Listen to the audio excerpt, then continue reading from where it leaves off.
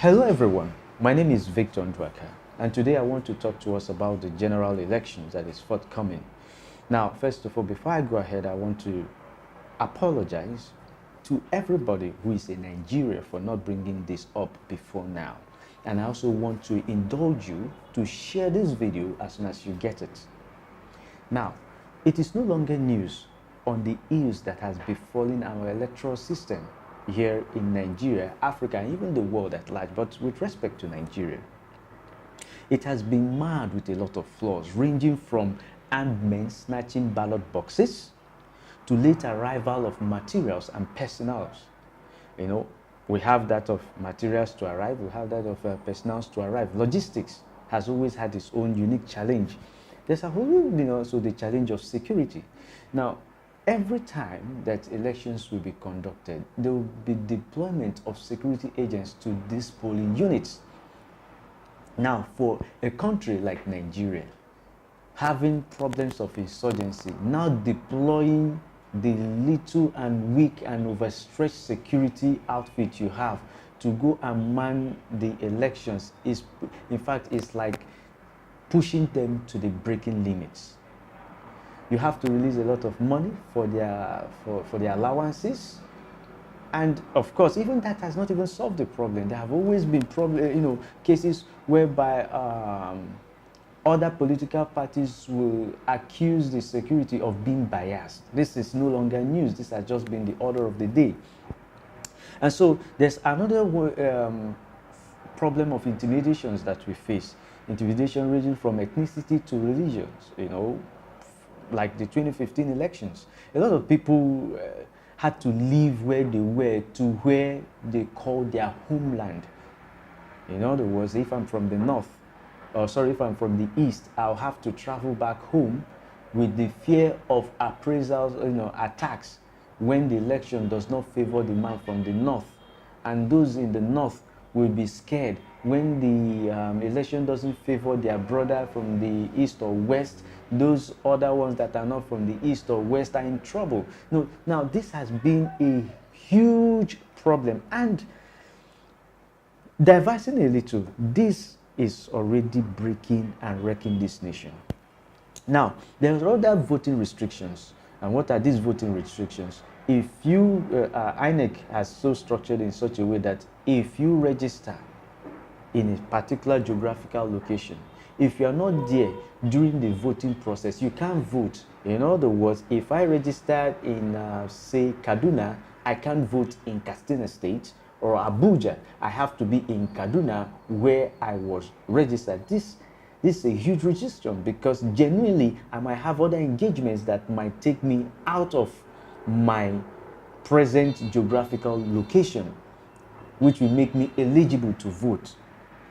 Besides besides the fear of outbreak of violence, which is one of the major things why people run away. And so that has also been a restriction. And even for some of our brothers in diaspora, it has also been a restriction. Now, other things is the amount of time we stand in the queues to cast our vote. You have to be there early enough so that you'll be accredited.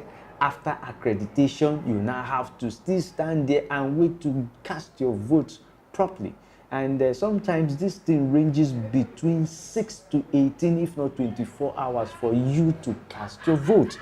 And I personally feel that this is not really acceptable.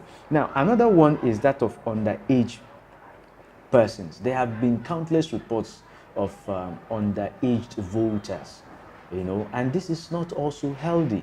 Now, the idea that I will be, and finally, lest I forget, why must the elections be done just in a day? What happens? It could be done in 2 days or 3 days. Somebody will say logistics, paying security, and so on and so forth will increase. Well, as true as that may be, but what it says that election must be done in a day. Now, what is this idea that I want us to propagate, that I want us to share? This is the idea. We have the solution, and it's just two things we need. We need a good software, and we need our BVN. Already, this thing is already working and playing out before us. I don't know why we have not been able to see it. With your BVN, The question of multiple voting has gone to the thin air. Of course, we know with the way the banking system works here in Nigeria, you cannot have two BVN numbers. You only have one, even if you like have 10 bank accounts, you only have one BVN. So you might ask me, how is it going to work? Simple. You go to your ATM, you're welcomed. You put in your password and then he asks you what you want to do. You do what you want to do and you're gone. So what happens on us leveraging on that platform? And we've been doing a lot of online voting. Why can't we do that? Somebody will say there will be a lot of hacking and rigging. Already we are using, what do you call it, card reader. It's also a form of online voting, but this will be better. This will be better in the sense that everybody who is eligible to vote can vote. You can vote at the comfort of your bedroom. Almost everyone in Nigeria has a smartphone. And even where you don't have, you can still go use your friend's smartphone to vote. So you don't need to come out and stand all, somebody, I know that a lot of people's hairs are twinkling. Yes, this will throw a lot of problem into the wind.